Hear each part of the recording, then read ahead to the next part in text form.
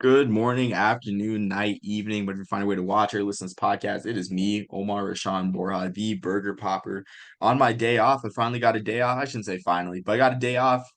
It's nice having a 4 day weekend, but let's remember why we have the 4 day weekend. It would be disrespectful for me just to say we have a 4 day weekend without mentioning it's Memorial Day. So, just remember those that have given their life in service to this country. Not to be too I guess, too somber about it, but just provided the context. But I'm joined today by a guest that I'm just so excited to have, honestly, on the podcast. We've been working on this for a while. This is a man that was behind a phenomenon that swept across the nation this spring, locked in March. We're joined by the Cole Adams. Thank you. Yes, thank you. Appreciate that. Locked in March. We'll remember it forever. March will be back soon. But until then, we got to move on and we got college football coming up. So let's get talking about some college football, my man. There's nobody like you when it comes to just knowing obscure facts. So I'm interested to see what you've got in store for me today. Geez, I'm really flattered by that. I mean, shoot, I'm pretty sure there's a lot of guys like me, to be honest. But we're all the stump the Schwab. We're all part of the Howie Mhm. Schwab generation. Rest in peace. Um, but with that being said, you mentioned college football season being near, obviously, and it's 3 months to the day of week zero starting on August 24th, which will be the center of our conversation.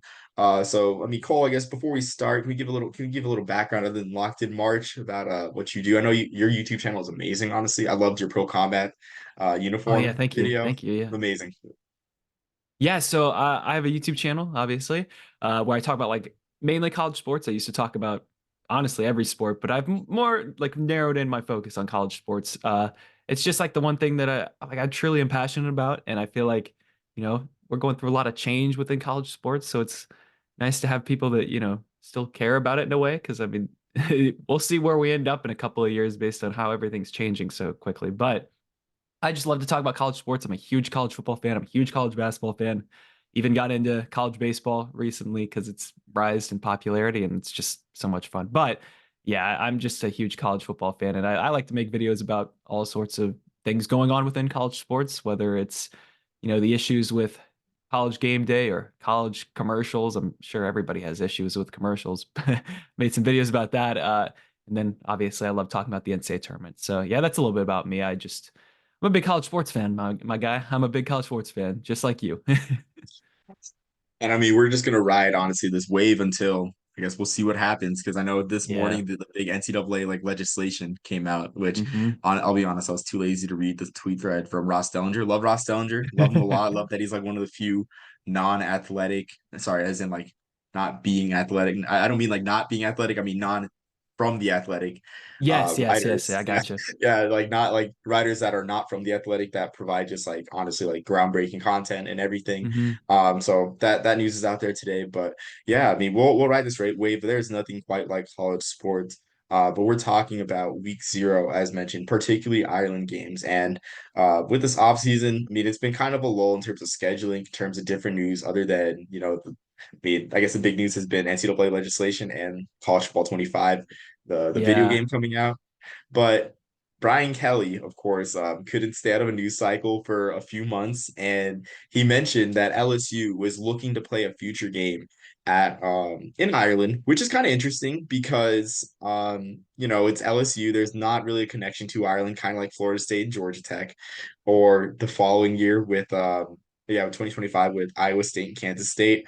But I mean, it's interesting, but I'm kind of not liking the idea of LSU or honestly an SEC team playing in Ireland. But I want to know your thoughts on that, Cole. Well, I think it's fun to have international games, like as a college or as a like an NFL fan, like just seeing the success they've had. I think that just the fans over there are just passionate about like just football in general and just want to see it.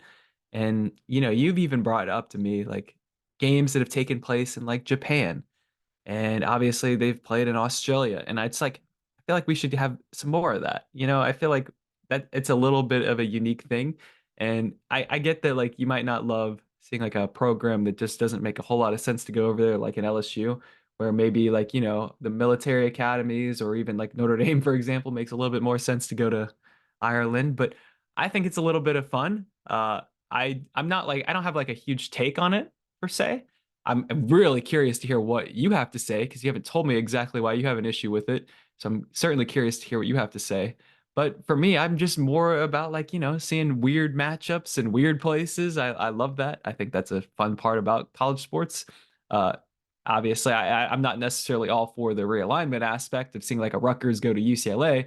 I don't really want to see that. But a random week zero game, I feel like that doesn't hurt anybody. It's kind of a good way to kick off the season. So yeah, I mean, I don't really have like a huge problem with it, but I'm really curious to hear what you have to say because maybe you might change my opinion on this. Yeah, so I will say, I will never be against the Ireland games or international games. I love the international games, love the Ireland games. I went in 2023 to Notre Dame Navy in Ireland because honestly that was one of my bucket list games to see Notre Dame Navy in Ireland. I remember actually sitting in my geography of Europe class my senior year, and my professor at the time, my professor Colonel Reed, he said I told the classes, I was like, what is one place you want to go to? Like he asked, what is one place you want to go to Europe? And I said I want to go to Dublin, see a college football game in Ireland. And he actually, as a cadet, had went to the 1988 Boston College Army game in Ireland, which Army has yet to make their way back to Ireland. So I love the Ireland games. I think it's a great way to start the year, especially now that they're not at 7 in the morning. Because I remember 2016 Georgia Tech, Boston College. Like I was on the way to football practice when that like Patrick Tolles was taking snaps for Boston College while I was on the way to football practice this Saturday morning watching film, which sucked. So, Yeah. um, but like I love the Ireland games. I just think my problem stands more with LSU and the SEC because if you guys watch Hardware or follow my banter with Jackson during the season. I'm a staunch anti-SEC guy, and I just don't think week zero nor Ireland needs the SEC. But like you say, with like like teams that make sense, Notre Dame, like honestly, the most ideal matchup is either like a Notre Dame Navy or a Notre Dame Army or excuse me, I guess like honestly, I'm surprised Notre Dame Boston College, the jeweled.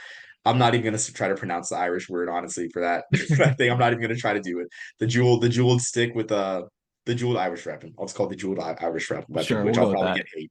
I'll probably get hate for that for not knowing how to pronounce it. Those are like those games make sense. Like LSU, like I just think the SEC is SECing right now, and Yeah, they're kind of abusing their power in a way. We want to see some weird teams in Ireland. I feel like that is that kind of what you're going for there? yeah, that's kind of what I'm going for, but I would love to see, I guess, for me, I'm thinking like the logistic like portion of it where it's like I would love to see a team that's on the Atlantic, like on the Eastern seaboards, particularly in the Northeast, because I'm a Yeah, the huge Northeast for Northeast football sure. guy. Like, I mean, like I want to see Boston College again. I have no problem this year with like Georgia Tech or Florida State, really, but like, I mean, I want to see like Boston College, Rutgers, even Pitt. Pitt's playing Wisconsin in 2027 in Ireland. I mean, that's just my thing. It's like LSU makes little sense, just with it being SEC, but I just feel like the SEC is getting that NFL mentality now, where it's like they are testing their balance to see how worldwide they can be, and I'm not as disgusted about it with the as I am with the NFL, but it's like really, we don't, Ireland doesn't need LSU. They'll still come though. Aviva Stadium, I think only seats like 55,000. Like the Irish will still come, but yeah, that's just my thoughts. No, that makes a lot of sense. And as I would love to see like a Maction game in Ireland. And, that'd be fun. But I feel like when it comes to like the international games, they just kind of want to see football in general. So I really don't think they like care too much about who's there. But I mean, I've got my issues with like, Greg Sankey and the SEC. And I feel like they do abuse their power. And I think that they just kind of push the limit a little too much. And I I understand where you're coming from with that. I mean I agree with you on that. I didn't really have like a huge take on the LSU thing, but what you said kind of makes a lot of sense. I understand your frustration when it comes to that for sure. Yeah, absolutely. And of course, like me being a service academy guy, like I mean, I Oh will yeah, I will always come to the defense. Yeah. you Like want to see the I'm service probably academies there. yeah, I'm probably like I'm the biggest Notre Dame Navy defender that there is. Because I love the rivalry, I love the story of the rivalry. I love the fact that it's Notre Dame and Army have only played, like, of course, me being an Army fan, like it seems weird for me to say this, but like Notre Dame and Army have only played, I think, in 98, '06, 2010, 16. They've only played four times since 1998. And it's like for how much Notre Dame playing service academies meant to college football. That's a big tragedy. That's a big tragedy, big travesty. And Notre Dame Navy, they just play every single year, and it's like for me, like seeing Notre Dame Navy travel, have I'm not saying they should have that game in Ireland every year, but it's like it just shows the importance. Like, show the Subway alumni come out, the Subway, and I shall even say Steamboat alumni, a new term now because last year's Notre Dame Navy game was the biggest pilgrimage of American sports fans to any sporting event, even more than the Olympics, even more than the World Cup. Interestingly enough, so it was like the Irish, I guess, the American diaspora back to Ireland. Since I mean I am a history guy, gotta throw some of that flair into it. But that's just my thing. Like LSU, like the SEC, it's just the SEC is just being the SEC. And like my thing too is like you, of course, us being I'm not gonna use the S word. Us being college, college football savants, college football. Yes, we're just passionate about all college football. We're just passionate. Yeah, we're not here to make memes.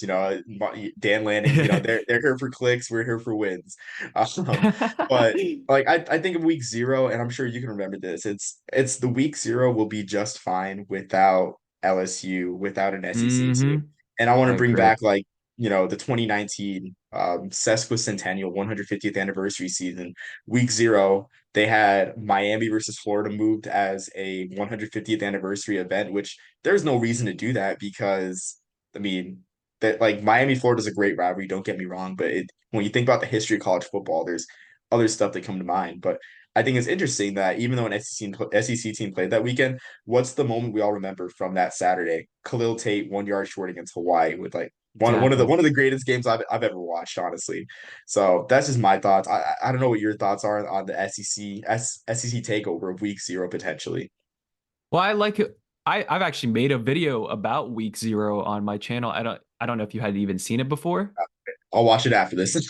Okay, perfect. No, this is great then because you obviously weren't aware of my passion for week 0. And I like again, I like I mean, yes, Vanderbilt like played last year, but I feel like Vanderbilt's kind of just like a weird program in general. So like I didn't necessarily mind seeing them on a week 0. But I do like seeing our group of 5 schools in week 0 because one, it kicks off the season and gives them more spotlight, which we're all for that. We want to see more spotlight around those schools, especially with where things are heading. Sometimes it might be taking away a little bit of their spotlight. But again, I like the weird matchups for week 0. I think that that's the fun of week 0 is it's supposed to be kind of weird. And I want to see the group of 5. I don't want to see SEC. I don't want to see, I mean, like I live in Big Ten country. I like the Big Ten. I don't want to see the Big Ten in week 0. Like I want to see the MAC. I want to see the Sun Belt. I want to see teams out west that don't get a lot of attention. That's what I want to see too. So I 100% agree. And it makes for memorable moments that last the whole season. Yeah, exactly. And I mean, I think people all remember like last year, like the most memorable game of that weekend was UMass New Mexico State, really. I mean, Oh yeah, that was a great game. yeah, like those moments like that because you can play. I think the novelty, we can easily say the novelty of weeknight games has worn off, like Maction, Cuse Yeah, action, and for sure. everything. Like there's plenty of times for those schools to be like standalone games. But on a Saturday afternoon, like I mean, it's like you're not going to get the undivided attention of America on a weeknight game. Exactly. And I think that's where you make a great point is it is on a Saturday and it's all day. So it's like when those are the only schools, people actually are going to pay attention. And there's like this thirst for football when it's like the late summer. So people are just itching for anything. Where it's like, on a weeknight in November, people are just not gonna, it's not the same. And going back to like week 0 last year, like Ohio and San Diego State, like that was a good game, except for Ohio's quarterback got hurt. Rourke got hurt. So it's like, it was a little disappointing, but it was fun seeing Ohio travel out to San Diego. And like it was a good game for a good part of it. So, I love that. Like that's what I want to see. Yeah, exactly. I mean, unless like LSU, because I guess going back to LSU, I don't know who they would play in Ireland. I don't know what SEC team would agree to play because, I mean, Tiger Stadium, we all know how big it is. I mean, just on ticket revenue alone, and I mean, I'm just Oh throwing out ticket yeah. revenue, Yeah. concessions and everything. Like, you just go into that like a Saturday afternoon at Tiger Stadium is. I don't know if I'm exaggerating when I say it's like a billion. I mean, okay, I guess billion is kind of extreme, but it's a multi-million dollar like like ventures, Absolutely. multi-million-dollar thing. So I don't think that they would send an SEC conference game to Ireland, that they would do it. And like looking at their non-conference schedules, I mean, they got Rice. I don't know. I think Rice would be a good international selling point based on their academic, their academic strength. But I don't know. But Rice isn't Howard. Rice isn't Yale. Rice is an Ivy League school. So I just don't know like what opponent they would do. Like I just don't see an SEC team unless it's Yeah, like because it just makes too much money, yeah, obviously. Like a game yeah, day. everything. Yeah, that's a Yeah, good so point. I just don't know. Yeah, I just don't know. Which I guess like mentioning the Rice series, I'm a bit saddened by that because I think I remember during the pandemic 2020, we were supposed to have Rice versus LSU at NRG Stadium, which would have been would have been That's amazing. right. Which yeah, it would have been so amazing. But I guess funny story about NRG Stadium. In college, I had some friends. We had a pizza party for a 2019 Rice versus Texas. Probably the worst idea of my life because I think that game was like 31-0 at halftime. It was like Texas jumped to like a 21-0 lead. I will say, if you have not seen the 2019 Texas Rice intro, of course they played the emotions of the of Kennedy's right, like why does Rice play Texas speech at Rice Stadium, and it was just well done. CBS does great; they do great cinematics with some of their Army Navy intros, and they really brought it there with their Texas Rice intro. But yeah, that's I guess going back to the main point. Like I just don't see, yeah, like it just wouldn't make sense for LSU to do it. It's kind of like, and I guess we can have like a discussion about like Brian Kelly. It's Sure, kind of very yeah. much in Brian Kelly's, I guess, character. Not, It, I shouldn't say character. I'm not going to attack his character, this feels but like his it's a Brian persona. Kelly move more than an LSU, right? Yes, Yeah, exactly. Yeah, and I'm not personally attacking Brian Kelly. There are a lot of people that have honestly very like more like deeper and more, I guess, even reasonable qualms against him. Namely, like in 2010, the tragic passing of sure. Declan Sullivan. Like, I mean, so I mean, I'm not going to talk about that there, but everything about Brian Kelly lately, whether it's the dancing behind recruits, the fake Southern accent, like this definitely feels like more Brian Kelly. I mean, I want to know your thoughts. Yeah, Brian Kelly. Well, I'm a Cincinnati fan, so that there you go when it comes to my like opinion on Brian. But it just feels, he kind of honestly he does fit the SEC in a way because he's kind of like a slimy guy and kind of just does things to benefit himself. And it's just there's not a whole lot to love when it comes to. I mean, he does run like a good program in a way because he had success at Notre Dame, and then obviously, I mean, he's got a Heisman Trophy winner at LSU already, so it's like you can't say he's just been a failure at LSU by any means. I mean, he's done pretty well, but back to like this whole move, this feels like something he orchestrated, and I mean, I feel like it might be a little different if it was like Alabama. Like I wouldn't have like because now you're right. I think I've changed my opinion on this. I feel like if Alabama went over there, it'd be like a little different because it's like, well, they're an established program. They've had so much success over the years. I feel like it'd be a little different. But with like LSU, it just feels like this is just a Brian move, and you know, you know my opinion on Brian. I don't even have to like really go into it. You can just tell by my body language here.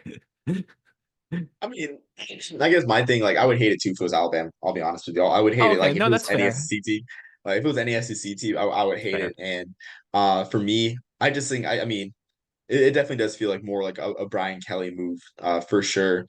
But I think for me, though, what I would like to see is I'd like to see like Rutgers and even Maryland maybe like take advantage of like some of these games, like whether it's like USC, UCLA, move those to Ireland. Honestly, if we're gonna run this, I'm not gonna say run this gimmick to the ground. I'm not gonna say, I'm not it's gonna be run to the ground because Ireland games are great. But it's like at this point, I would love to see teams in the Northeast just like make it their own thing rather than just getting like even like Farmageddon, like next year in 2025, Farmageddon's in Ireland. Like Hmm. there's really no reason for that, even though I like Kansas. I have no problem with it. They're giving Army a game in 2025. Um, but it's like it's kind of like why? But the Irish people will see anything. They will watch any football game that's there. And I sat next Yeah, to a because you nice win. couple. Yeah, I went, sat next to an Irish couple. The gentleman's name was Callum, and I forgot what the lady's name was. I feel so bad. I feel so bad, It but happens. Callum, because that's his Callum most of the talking. But he mentioned last year that like the tickets to the Northwestern Nebraska game were very it was a very easy ticket to get if you're in Ireland compared to Notre Dame. So like but like they like he said that he went to the Northwestern Nebraska game, and I think he went to the one before that, which was, well, maybe not, because I think it was a 7 year gap between Ireland games. But yeah, the Irish people will go to see any team because they love, the American football. I mean, they love American football too.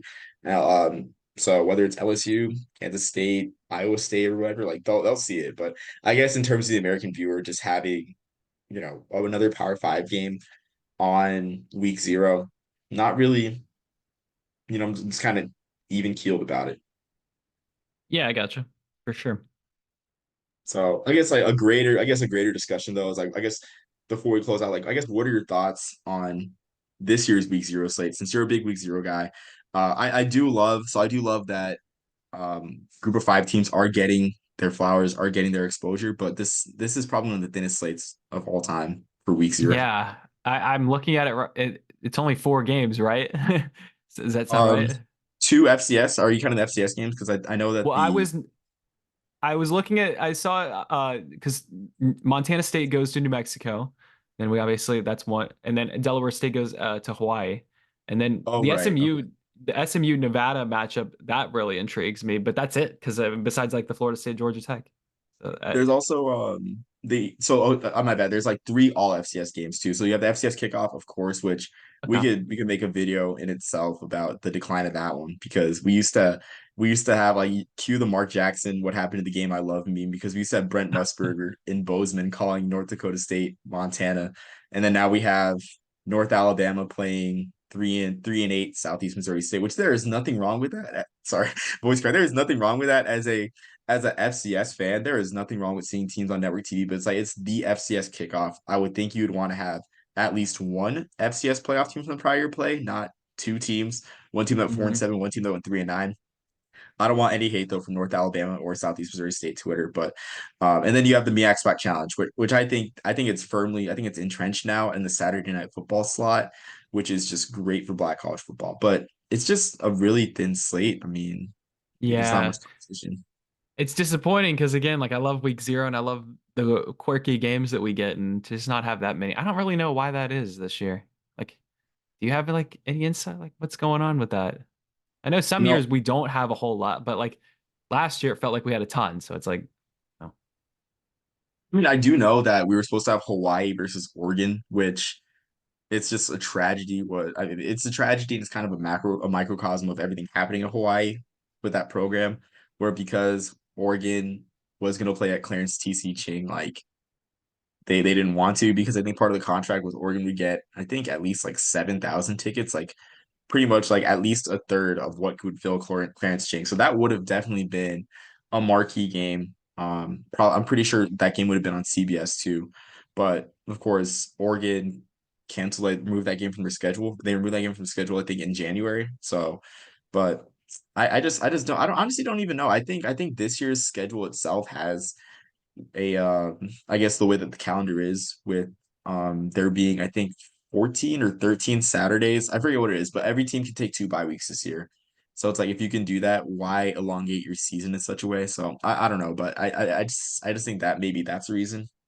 no, that's fair because I think that like even the first Saturday is in August, which is kind of rare. I think like the week 1, I'm looking at it right now. It says August 31st, so that's honestly kind of early when it comes to college football in a way because I feel like the season usually always starts in September for week 1. So Yeah, exactly. So that kind of feels like a week 0 in a way too because it's in August, you know. yeah, I would agree. But I mean, the slate this year, there's just not. I just don't really have like a huge opinion on SMU at Nevada. That's all. I mean, maybe you do, or maybe again, you're No. an F like you're really an FCS fan. So if you have any more information on what you want to dive in on that, but like for me, I'm kind of disappointed in our lineup this year. It's pretty bleak. So maybe, hopefully, the Ireland game lives up to being like a pretty decent matchup. Honestly, I feel like it probably will be. Yeah, I feel like it will. And I know like Florida, I mean Georgia Tech, of course, has I guess not been relevant since Paul Johnson left, since the option went away. Sure. SMU Nevada, honestly, I'm not as fascinated with that one either because Nevada they've been bad, honestly. I just think Yeah. that they need someone from the Chris Alt school to which I think they did last year. I think they were very heavy with the pistol last year because Brendan Lewis, pre Shador Sanders, Colorado quarterback was a starter. But yeah, like that one's not great. I think the biggest one for me, and of course I'm biased, is the MEAC SWAC Challenge. That one being primetime, ABC and everything. A lot of people, I mean, the defending Celebration Bowl champs are playing in that one quite literally. Um, but even then, Norfolk State has not been relevant. So yeah, I guess yeah, they haven't been relevant in the MEAC like at all. So I mean, I I I kind of feel weird because it seems like we're kind of contradicting like our first. I mean, I'm sure one of these games will be great. I feel like kind of contradicting ourselves by like saying these games aren't great, which like gives Well, I LSU mean, fans ammunition. well, sure, it might, but I think it's the problem here is that there's like only just a couple.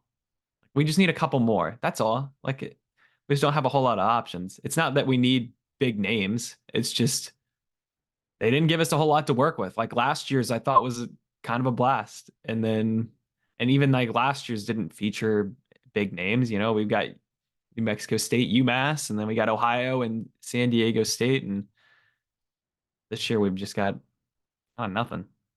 Or well, last year we had the Jacksonville State UTEP game. I don't know if you remember that one, but it was like 17-14. It like ended. I think it was like a game-winning field goal too, if I recall correctly. I think so. I know UTEP was stopped in fourth down like late in the game. I do know that. Yeah, But yeah, yeah, just I more just yeah, options. Like yeah, no, that's even those games last year, none of those are big names at all. But it was still like pretty good football. And then like Louisiana Tech and FIU, like that was a 22-17 game. We just don't have a whole lot to work with this year.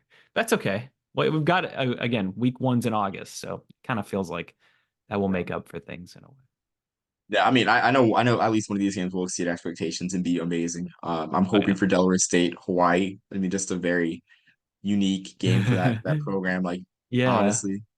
But yeah, like that's really all I have. I mean, scheduled just this week, Zero Talk LSU. Cole, is there sure. anything final that you want to promote? Or anything final you want to add?